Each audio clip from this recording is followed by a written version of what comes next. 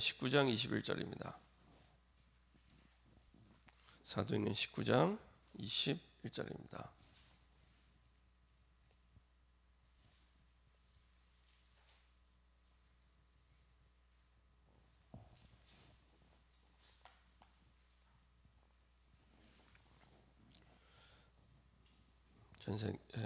사도행전 19장 21절입니다.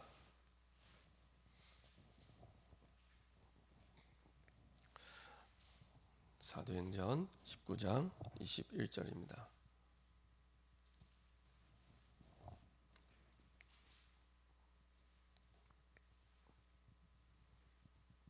같이 한 목소리로 합독하겠습니다. 이 일이 있은 후에 바울이 마게도냐와 아가야를 거쳐 예루살렘에 가기로 작정하여 이르되 내가 거기 갔다가 후에 로마도 보아야 하리라 하고. 아멘. 자, 한번 기도하고 말씀 나누도록 하겠습니다. 참 좋으신 하나님 감사드립니다. 하나님이 원하시는 가장 소중한 것을 우리가 보고 확인하고 누리며 붙잡고 갈 수 있도록 주님 인도하여 주시옵소서. 그래서 항상 미리 주의 언약을 통해 하나님의 가장 소중한 것, 가장 중요한 것을 말씀하시는데 그 중요한 것을 붙잡고 응답받는 증인으로 설 수 있도록 인도하여 주옵소서. 하나님의 소중한 것을 가장 소중한 것으로 나의 것으로 붙잡지 못하게 하는 모든 불신앙과 흑암이 결박되게 하시고 하나님의 가장 소중한 것을 나의 가장 소중한 것을 붙잡고 인도받는 증인으로 서게 허락하여 주옵소서. 감사드리며 예수 그리스도의 이름으로 기도합니다. 아멘. 오늘 함께 나눌 말씀 제목은 하나님께서 가장 소중히 보시는 것입니다. 하나님께서 가장 소중히 보시는 것입니다. 오늘 사도행전 19장 21절에 보면은 이렇게 말씀하고 있습니다. 이 일이 있은 후에 바울이 마게도냐 아가야를 거쳐 예루살렘에 가기로 작정하여 이르되 내가 거기 갔다가 후에 로마도 보아야 하리라. 이렇게 말씀하고 있습니다. 내가 거기 갔다가 후에 로마도 보아야 하리라 하고, 하나님의 가장 소중한 것을 바울은 붙잡고 있었습니다. 그게 21절에 내가 거기 갔다가 후에 로마도 보아야 하리라 하고, 이게 딱 하나님 마음과 합쳐져 있는 겁니다. 그래서 사도행전 1장 8절의 그 언약을 잊지 않고 분명 그 방향 속에 로마를 반드시 가야 될 이유를 붙잡고 인도받게 됐죠. 사도행전 1장 8절에 이렇게 말씀하고 있습니다. 오직 성령이 너에게 임하시면 너희가 권능을 받고 예루살렘과 온 유대와 사마리아 땅 끝까지 이르러 내 증인되리라. 땅 끝까지 이르러 증인되리라는 그 언약을 분명하고 확실하게 실제적으로 붙잡고 있었습니다. 그것을 실제 이제 나의 것으로 붙잡고 인도받다 보니 당연하게 응답받아야 될 부분이 로마였습니다. 그래서 지난번에 말씀드린 대로 결국에 로마서 15장 보면은 서바나, 그 장의 땅 끝이라고 하는 서바나로 가려면 반드시 거쳐야 될, 더 중요한 것은 세계복음화를 두고 바울을 불러주셨는데 세계복음화를 하려면 반드시 그 당시 가장 강대국인 로마가 복음화해야 됩니다. 그래서 로마 복음화를 두고 분명한 실제적인 목표를 두고 내가 로마도 보아야 하리라, 이렇게 분명히 말씀하고 있습니다. 그야말로 하나님의 마음에 합한 자요, 실제적으로 하나님의 가장 원하시는 것을 선명하게 붙잡고 있습니다. 사도행전 1장 8절의 언약의 흐름 속에 반드시 응답받고 반드시 거쳐가야 될 로마. 그래서 거기에 대한 분명한 응답과 분명한 축복들을 이제 그 이후에 확인하게 되고 보게 됩니다. 지금 이 시대에 사실은 하나님께서는 저와 여러분들을 그냥 내가 있는 현장의 복음화가 아니라 세계 복음화를 두고 지금 있는 현장에 부르신 겁니다. 그 한 지역에 오래 살다 보면은 우리의 생각과 우리의 마음이 자꾸 이게 틀에 갇히게 됩니다. 왜냐면 우리의 체질 자체가 그렇게 길들여져 있기 때문에 그냥 내가 살고 있는 틀, 내가 살고 있는 삶, 이게 딱 갇히게 됩니다. 그래서 지금도 기억나는 게, 처음 제가 해외 선교를 나가는데 그 필리핀을 나가게 됐습니다. 98년도에. 98년 지금도 기억납니다. 98년 2월 달에 처음 해외 선교를 나가게 됐습니다. 그게 필리핀이었습니다. 참 필리핀하고 인연이 많은데, 이제 그때 해외 선교를 나가게 되는데 아시는 것처럼 97년 12월 3일 날이 IMF 도장 찍은 날입니다. 날짜도 정말 잊을 수가 없습니다. 97년 12월 3일이 IMF 도장 찍은 날입니다. 그야말로 이제 그 나라가 부도를 맞은 거죠. 나라가 부도 맞은 날입니다. 그래갖고 이제 도장 찍은 날인데 이제 뭐 이제 교회에서도 이제 막 웅성웅성 얘기가 나오기 시작합니다. 이제 선교는 1년 전부터 준비를 했거든요. 97년 이제 초부터 1년 동안 이제 선교를 준비했습니다. 매주 이제 선교를 위한 모임을 하고 기도 모임하고 그다음에 이제 그 필리핀은 영어를 쓰긴 하지만 영어 쓰는 사람은 많지 않습니다. 미국의 지배를 받았기 때문에 영어를 쓰긴 하지만 주로 따갈로그를 씁니다. 근데 이제 저희가 가는 지역은 그 마닐라 지역이 아니라 그 마닐라에서 조금 내려오면은 민도르 섬이라고 있습니다. 이제 그 루손 섬이 있고 민도르 섬이 있고 맨 밑에 민다나오가 있습니다. 그러니까 필리핀이 7천 개 섬으로 이루어져 있는데 크게 세 섬으로 이루어져 있는데 그 중간에 있는 섬이 민도르 섬입니다. 그러니까 들어가는 데만 거의 이틀이 걸렸습니다. 비행기 타고 가서 거기서 다시 바탕가스라는 우리나라 인천 같은 항구 도시로 이동했다가 거기에 이제 선교 센터가 있는데 거기서 한 두세 시간 잠자다가 다시 배 타고 3시간 반을 가고 내려서 찌푸니를 타고 5시간 반을 들어갔습니다. 그러면 망양족이라고 부족을 만나게 됩니다. 그 부족한테 복음 전하러 가는 거였습니다. 98년 2월 달에 선교를 가는데 그 망양족에 복음 전하러 가는 거였어요. 그래서 이제 1년 동안 준비를 하는데 마침 그해 12월 3일 날 나라가 부도를 맞은 겁니다. 그래갖고 이제 이제 막 얘기 나죠. 아니 무슨 동네 복음화도 못 하는데 무슨 선교냐, 지금 나라가 망하게 생겼는데 무슨 선교를 나가냐, 막 이쪽 저쪽에서 믿음이 있어 보이는 저희 선배 형님들도 이제 제가 그때 이제 군대를 갔다 와서 휴학하고 있었는데요. 이제 교회 안에 이제 선배 형님들도 그래 이번에는 한번 참아라. 무슨 나라가 부도 맞고 지금 IMF 도장 찍었는데 무슨 선교냐, 뭐 이렇게 얘기를 하더라고요.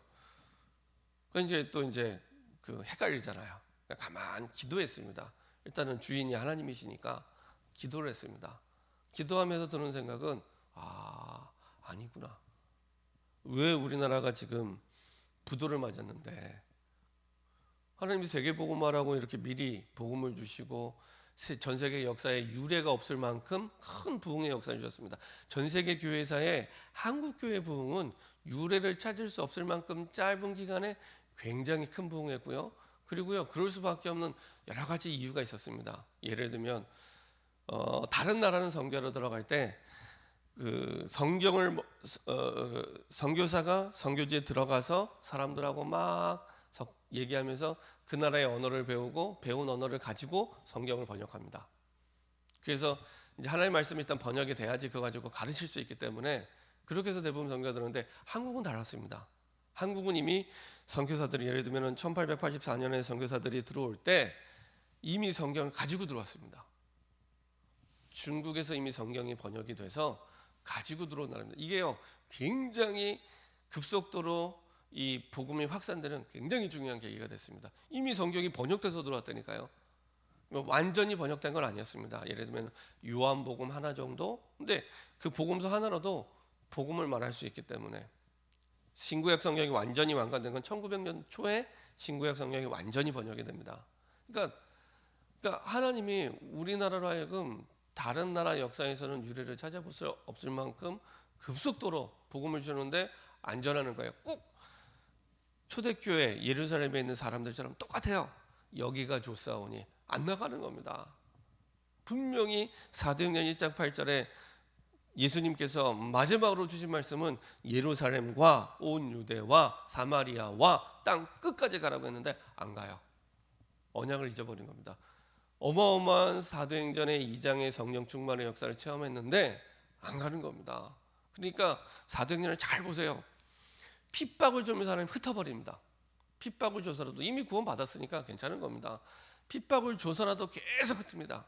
교회 안에 문제를 줘서라도 계속 흩어지면서 이방인에게 복음 전하도록. 그래도 못 깨달으니까 나중에는 촛대를 옮겨버립니다. 그래서 사도행전 11장 이후로는 예루살렘 교회가 거의 나오지 않습니다. 그리고 안디옥 교회를 세웁니다. 그 이유는 하나입니다. 사도행전 1장 8절의 언약을 잊어버렸기 때문에. 그래서 사도행전 28장까지는 계속 안디옥 교회 중심으로 바울 중심으로 스토리가 전개가 됩니다. 그렇죠? 간단한 얘기처럼 들리면 아닙니다. 절대로 잊어버리면 안 됩니다. 분명히 우리의 목표는 땅끝입니다. 근데 내가 내 한 지역에 오래 살다 보면 생각이 굳어지고 마음이 굳어져서 다 그냥 지나가는 얘기로 귀뚱으로 듣습니다. 진짜 세계복음을 두고 생각하지 않습니다. 그래서 어려운 겁니다. 그래서 힘든 겁니다. 그 언약을 잊어버린 겁니다. 언약을 잊어버린 민족에게는 희망이 없습니다. 사실은. 그래서 다시 세계복음화의 언약 속에서 바울 한 사람을 세우는데 바울은 잊지 않았어요. 사도행전 9장 15절에 처음으로 이방인을 위하여 이 바울을 세웠다는 그 언약을 잊지 않았습니다. 그게 사도행전 1장 8절에 땅끝이라는 그 언약 속에서 같이 그 언약의 흐름 속에서 가는 거거든요. 그 언약을 잊지 않고 드디어 바울이 이제 로마로 가기로 작정합니다. 예, 그야말로 확실한 거죠. 지금처럼 비행기가 있고 자동차가 있는 시대가 아닙니다.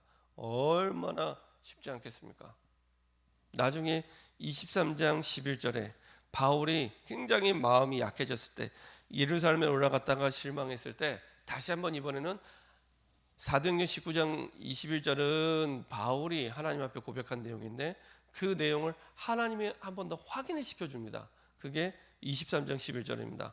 그날 밤에 주께서 바울 곁에 서서 이르시되 담대하라 내가 예루살렘에서 나의 일을 증언한 것 같이 로마에서도 증언하여야 하리라 하시니라. 다시 한번 네가 붙잡은 언약이 맞는 거야. 확실한 거야. 이거를 다시 한번 확인시켜 줍니다. 그리고 나중에 사도행전 27장 24절에 그 언약대로 분명히 죽을 광풍을 만났는데 절대 죽지 않아. 이걸 다시 한번 이제는 한 번 더 말씀하시죠. 그래서 사도행전 27장 24절에 보면은 이렇게 이 유라굴로 광풍을 만나서 완전히 이제 14일 동안 태풍에 시달리면서 완전히 죽음 직전까지 간 그때 하나님이 다시 말씀을 주셔서 확신을 줍니다. 바울아 두려워하지 말라. 내가 가이사 앞에 로마 황제죠. 가이사 앞에 서야 하겠고 또 하나님께서 너와 함께 항해하는 자를 다 내게 주셨다 했으니 가이사 앞에 로마의 그 황제 앞에 가는 건 당연한 거고 지금 배를 탄 그 사람들 너에게 붙였어 약속해 주죠. 그러니까 하나님의 세계복음의 언약이 걸려 있기 때문에 죽어야 되는데 죽을 수가 없는 겁니다. 망해야 되는데 망할 수가 없는 겁니다. 이게요. 딱 모세가 갈대상자 안에 담겨 있을 때 이 강물에 뛰었지만 모세가 죽을 수가 없는 겁니다. 하나님이 그 시대를 살리는 언약이 걸려 있기 때문에 똑같습니다. 이게요. 똑같은 언약의 흐름 속에 그대로 바울까지. 그래서 가야겠다. 그때 필리핀 선교 갈 때요. 가는 게 하나님의 뜻이구나. 사람들은 10이면 9명은 가지 마라. 나라가 부도맞았는데 꼭 지금 가야 되냐? 나중에 가도 되지 않냐? 이런 얘기를 했는데 아니다. 우리가 왜 부도를 맞았는데 왜 우리나라가 망하게 생겼는데 선교하라고 불어나는데 전도 선교를 안 하고 사실은 딴 거 아닐까. 그래서 신앙의 1, 2, 3부터 다시 세워가야 되는구나. 그래서 제가 그 날짜를 기억하는 겁니다. 97년 12월 3일 잊을 수가 없습니다. 첫 선교를 두고 하도 많은 사람들이 가지 마라. 꼭 가야겠나. 아주 현실적으로 객관적으로 합리적으로 논리적으로 맞는 말을 했는데 성경적인 복음적인 게 아닌 거예요. 결국 갔습니다. 98년 2월 달에 필리핀 갔습니다. 가는데요. 얼마나 하나님 많은 은혜 주셨는지 딱 필리핀에 가서 도착하니까 너무 늦게 왔다. 제가 그때 25살이었는데 너무 늦게 왔다. 우리 렘넌트들은 일찍 선교지를 보여주고 키웠어야 되는데 너무 늦게 왔다 생각을 했습니다. 가서요. 딱 현지에 도착해 보니까 하나님이 얼마나 중요하게 응답을 준비하고 계셨는지 확인할 수 있는 그런 시간에서 많은 부분들을 하나님이 보게 하시더라고요. 잊을 수가 없습니다. 그렇죠? 대부분 현실적으로 객관적으로 합리적으로 만든 말을 하는 것처럼 보이지만 아닙니다.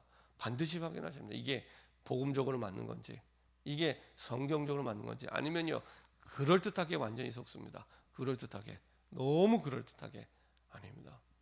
현실적으로 생각하면 어떻게 이스라엘 백성이 홍해를 건넙니까? 못 건너요.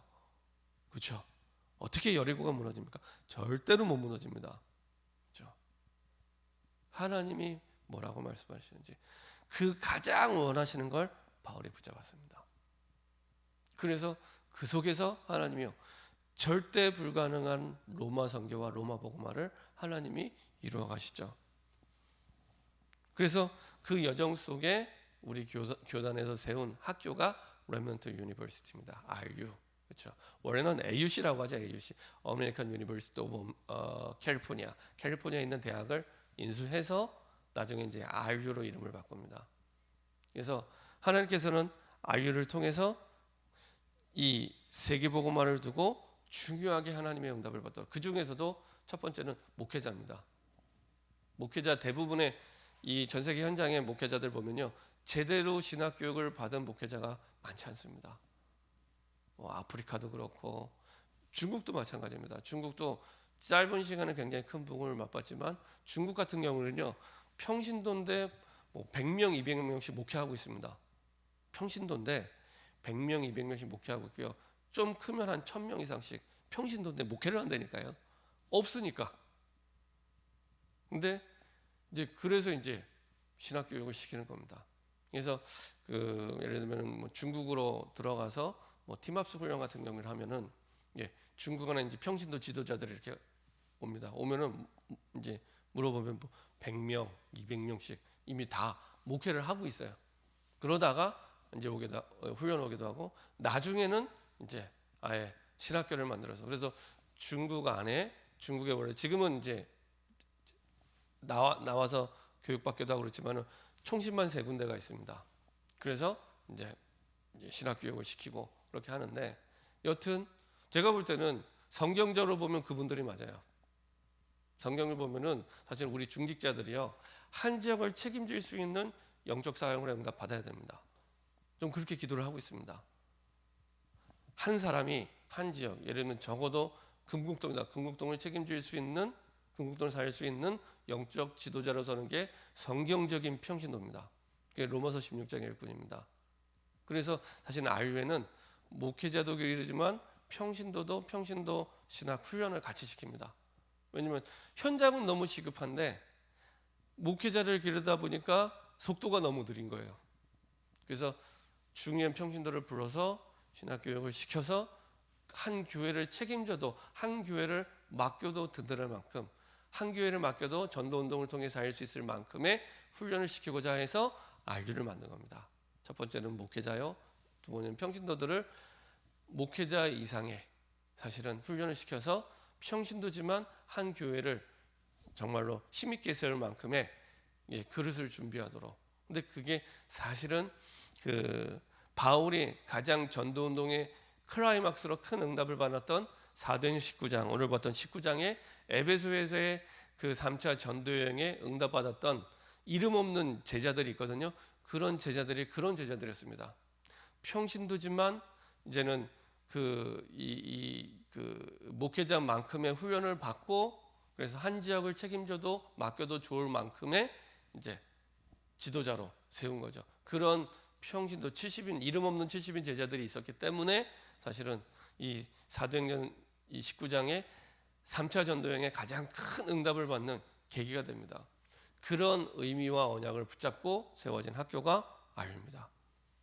그래서 하나님은 RU의 이 여정과 과정 속에서 중요한 응답들을 하나님 보게 하시죠. 그래서 흩어져 있는 목회자를 세워서 전 세계 237 나라를 정말로 책임질 수 있는 목회자, 237 나라를 책임질 수 있는 평신도 지도자를 키워서 세울 때 우리 교회에 주셨던 딱 그 응답 그대로 마태복음 28장 18절에서 20절에 있는 말씀대로 땅 끝까지 이르러 올바른 제자를 세울 수 있는 중요한 응답을 하나님이 보게 하십니다.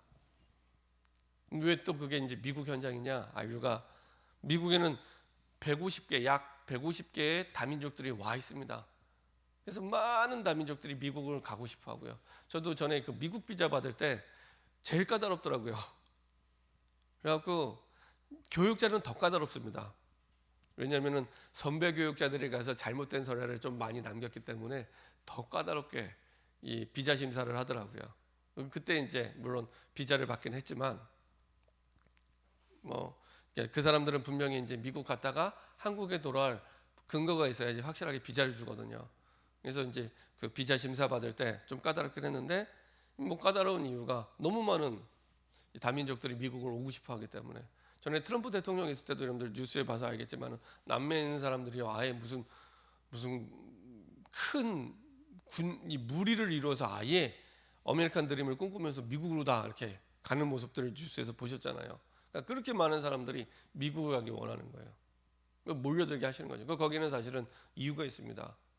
지금도 사실은 전 세계에서 가장 많은 선교사를 파송한 나라가 미국이고요. 그리고 가장 많은 선교 본부가 있는 데가 또 미국입니다. 그만큼 하나님이 이 시대 하나님이 세계복음을 두고 이 시대 로마로 하나님이 미국을 사용하고 계시기 때문에 사실은 그렇습니다.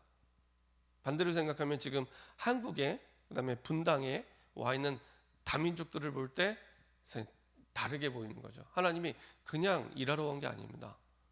하나님이 세계복음을 두고 한국에 오게 하신 겁니다. 그 사람들이 그걸 모르면 가장 중요한 걸 놓치게 되죠. 전에도 말씀드렸던 대로 제가 원주에서 그 미얀마 청년들하고 만나게 돼서 다락방을 하게 됐는데 처음 만나면 그 얘기했습니다. 알아듣든지 못 알아듣든지 언제 헤어질지 모르기 때문에 하나님이 너희들을 왜 여기 오게 하신 줄 아냐? 일하러 온 줄 아냐? 아니다. 너희들은 돈 벌러 왔지만 하나님 돈 벌러 이 땅에 보내신 게 아니다. 너희 나라 살리라고. 90% 이상이 불교인 버마 살리도록, 완전 불교 국가, 완전 우상 국가인 그 나라 살리도록 하나님이 뽑아서 한국에 보내신 거다. 물론 잘 못 알아듣더라고요. 하나님이 알아듣는 시간표가 오면 사실은 굉장히 그 친구들은 인생의 새로운 시작이 될 겁니다. 저희 이제 이 우리 지역에 주변에 식당 가면 일하시는 분들 가운데 외국에서 오신 분이 꽤 계세요. 우리 이소희 장로님도 일하시는 곳에 그 베트남 사람들이 와서 일하기도 하고, 그 다음에 조선족들 많이 와서 일하고 그렇습니다. 그분들이 일하러 왔지만 사실은 하나님이 주신 복음을 가지고 그 나라와 그 현장을 살리라는 하나님의 계획을 못 깨달으면 사실은 하나님과 방향이 안 맞는 거거든요. 우리도 마찬가지입니다. 그 사람들이 진짜 그 나라를 살리는 사명자로 보여질 때 하나님 우리에게 다민족으로 살 수 있는 세계복음화할 수 있는 중요한 응답의 문들을 열어가십니다. 그리고 더 중요한 거, 그들의 자녀들이 사실은 보통 TCK라고 하죠. 제3세계 아이들, 제3문화권의 아이들, Third Culture of Kids. 그래서 제3문화권 아이들. 그러니까 예를 들면은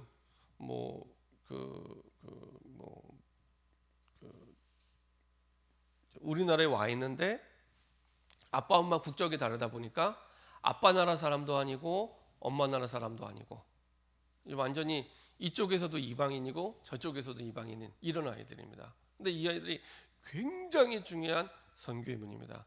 우리가 아는 렘넌트들은 다 TCK들입니다. 요셉도 TCK입니다. 엄밀하게 얘기하면 모세도 TCK입니다. 그렇죠? 애굽에서 자랐잖아요. 원래 땅이 이스라엘에서 자란 게 아니라 애굽에서 자랐잖아요. TCK입니다. 그래서 양쪽 다를 너무 잘 알아요.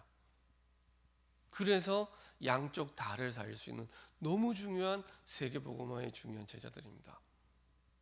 그래서 그들을 살리기 위해 세운 것이 제아류죠. 중요한 237 나라의 목회자, 그 다음에 평신도 지도자, 그 다음에 제3문화권의 후대들을 살리기 위해 세운 게 아류였습니다.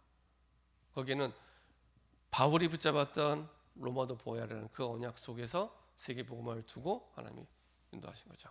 결론입니다. 여러분들이 바울이 붙잡았던 사도행전 19장 21절에 내가 거기 갔다가 후에 로마도 보아야 하리라 하고 라고 말씀은 이 언약을 정말 나의 것을 붙잡아야 됩니다. 그렇죠? 이미 우리에게 주신 언약이 마태복음 28장 18절에서 20절이잖아요. 세계복음만 예수 제자라는 그 응답을 듣고 우리가 꼭 붙잡아야 되는 얘기, 내가 로마도 보아야 하리라. 내가 이걸 두고 이제부터 모든 걸 준비하겠다. 나이도 상관없습니다. 모세는 80세에 준비를 시작했는데요. 다릅니다. 그 로마를 보아야겠다는 그 생각을 가지고 준비한 사람은 다릅니다. 세계복음화를 두고 준비하는 사람은 다릅니다. 모든 게 다릅니다. 전에 한번 유 목사님이 그 비유로 들어서 그런 얘기 하시더라고요. 호떡 하나를 팔아도 그냥 동네에서 내가 먹고 살기 위해 호떡을 파는 거하고 세계보고마를 두고 내가 호떡을 팔아야겠다, 이거하고는 하늘과 땅 차이입니다. 그렇죠? 세계보고마를 위해서 세계 사람들의 입맛에 맞는 호떡을 개발하는 그 호떡하고 내가 동네에서 그냥 할 게 없으니까 호떡을 팔아야겠다, 이거하고는 차원이 다른 얘기가 됩니다. 그래서 여러분들이요, 정말로 세계복음화를 두고 세계복음화의 언약 속에서 하나하나 인도받을 때 모든 게 새로운 시작이 됩니다. 이렇게 응답을 받는 저와 여러분 됐으면 좋겠습니다. 합심해서 한번 기도하겠습니다. 오늘 제목에 하나님께서 가장 소중히 보시는 것. 하나님은 다른 걸 소중히 보는 거 아니라 세계복음화의 언약을 가장 소중하게 생각하고요, 그 언약 붙잡은 사람을 가장 소중하게 생각합니다. 우리가 주일날 말씀 받았지만 모세도 그래서 아기지만 죽을 수가 없었고 망할 수가 없었습니다. 80세가 돼서도 하나님 앞에 쓰임 받을 수밖에 없습니다. 세계복음화의 언약이 걸려 있기 때문에. 그래서 여러분들이 하나님이 가장 소중히 보시는 것을 내가 가장 소중한 것으로 여기고 언약을 붙잡는 중요한 응답의 시작이 될 수 있도록 합심해서 한번 기도하도록 하겠습니다. 전능하신 하나님 감사드립니다. 하나님의 은혜 속에서를 부르시고 인도하심을 감사드립니다.